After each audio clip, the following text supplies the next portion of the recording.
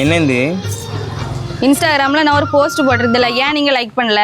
நான் இன்னும் பார்க்கலப்பா. ஆன்லைனில் ஒரு ப்ராடக்டோட லிங்க் உங்களுக்கு அனுப்பியிருந்தேன், அதையாவது பார்த்தீங்களா?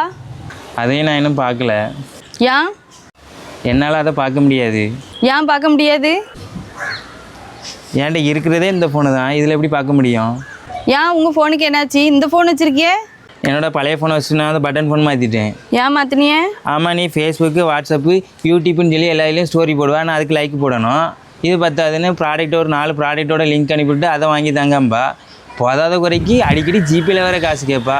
சரி, நான் ஒரு ஃப்ரெண்டும் கூட ஒரு நாள் வெளியே போகலான்னு சொல்லி போனேன்னா அன்றைக்கி தான் எனக்கு வீடியோ கால் பண்ணுங்கள், இல்லை லைவ் லொக்கேஷன் அனுப்புங்கன்னு சொல்லுவா. அது எதுவுமே இந்த ஃபோனில் கிடையாது, அதனால தான் நான் இதை மாற்றிட்டேன்.